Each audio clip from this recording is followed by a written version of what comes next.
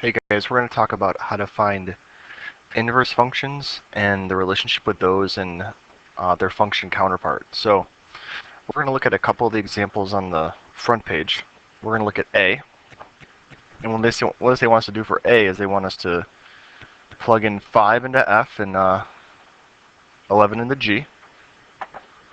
So I'm going to write out those with the numbers in.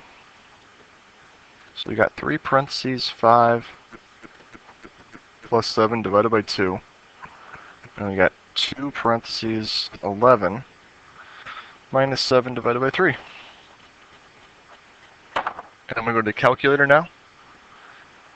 I'm going to go ahead and start typing in first the fraction. So alpha y equals for the fraction. So we got 3 parentheses 5 plus 7 on top, 2 on the bottom, which gives you 11.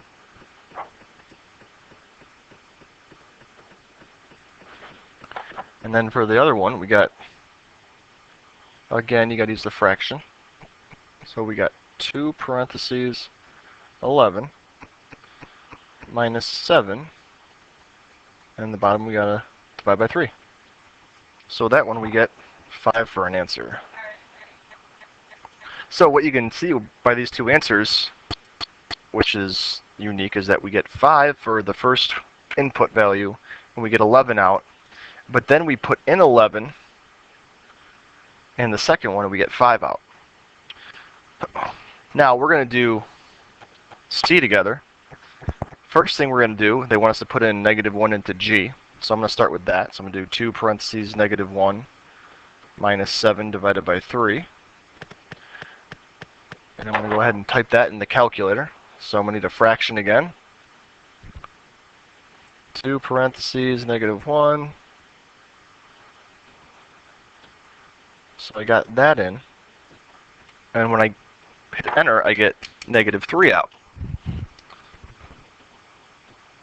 So now what I got to do is I got to go ahead and figure out what f of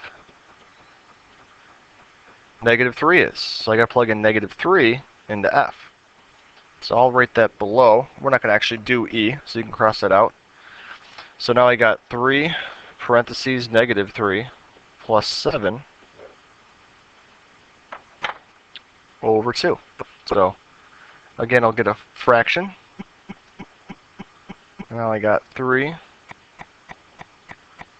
parentheses -3 plus 7 on top, divided by 2 on the bottom, and lo and behold, I get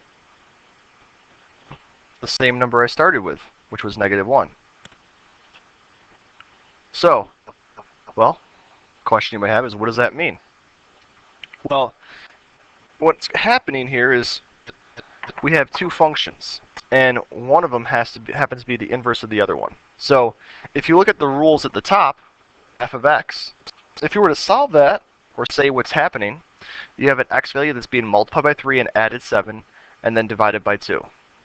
Now if you look at g, what you'll notice is that g has the same numbers in it, but the opposite operations. So instead of being multiplied by 3, now it's divided by 3. Instead of being divided by 2, it's being multiplied by 2. And instead of added 7, it's being subtracted 7. So again, we talk about inverses or the opposites, like it says up here in the description, in math a lot. And if you do it or use an inverse, it will get you back to the original number. So that's going to be the focus with today's questions. And this chart kind of demonstrates it. So if I was to, let's say, take something like f of 2, and I get 5 out as an answer, that would mean, if I have an inverse function, if I put in g of 5, I'd go back to what I started with, which would be 2. So if I know that 2 gives me 5 out, and I put it into the other function, then 5 putting in the other function should give me that answer out. So in exercise 2, where it says -3,5 is a point that lies on f of x, which one would end on its inverse? Well, that's going to be that coordinate reversed. Because the new input will match and the output will match the input of the first one. So we're going to look at a couple different representations of inverse functions.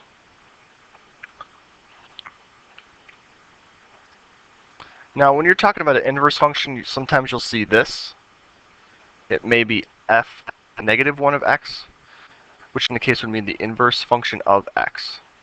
Now, they gave us a function 2/3 x minus 2, and they want us to use the graph to answer the questions. Well, here's the thing with the graph. If I know these points on the graph, I can go ahead and reverse the points to find a point on the new graph. So, for example, the point 3, 0, this is 3, 0 right here.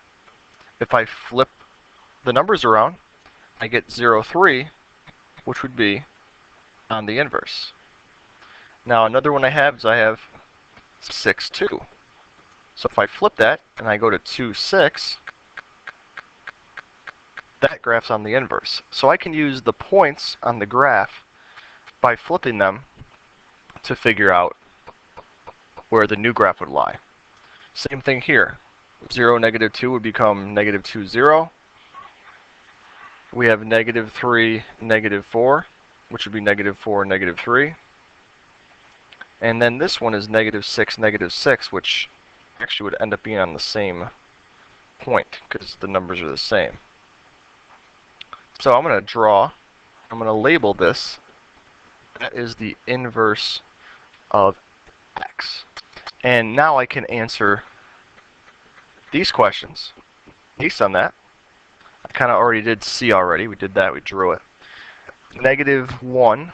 So the inverse for function f at 2. So if I go to 2, 2 would be here. My answer would be, for the inverse function of at 2, my answer would end up being 6, because the point is 2, 6. And then for negative 4, if I do the inverse function for negative 4, well, I'd end up getting this point right here, which would be negative 3. Now the y-intercept, again, is where it touches the y-axis. And we talked about that before. That happens to be, in this case, 3, because if we put in 0, we'll get 3 out as the answer. So there's one way to look at the inverses, is by graphs. And you take the graph and you flip the points around, and that would give you the inverse of that graph. Now you could also do that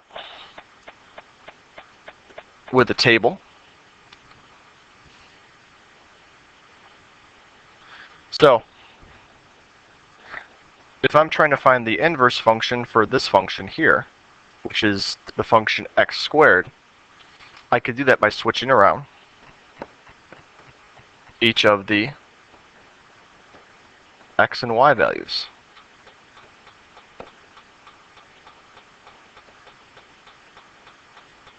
Now, obviously, if they're the same number, well, in that case, you're not going to really switch anything. The numbers stay the same.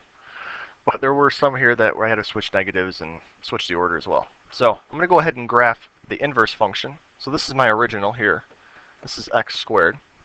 So I got 4, negative 2, 1, negative 1, 0, 0, 1, 1, and then 4, 2. So I'm going to go ahead and draw that based on this. So it says, what do you notice about the graph of this function's inverse? Well, there's a couple things. First off, it looks similar. It's just kind of placed on its side, for lack of better words. But the big thing about this is that this now is not a function. So the inverse is no longer a function. And again, it's not a function like we talked about because it doesn't pass the vertical line test. We have multiple answers for one input.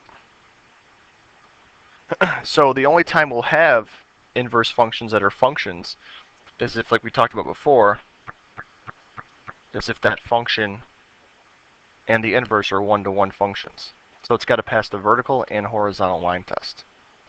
So that's another key to look for as you are doing some of the questions whether to deal with graphs or tables.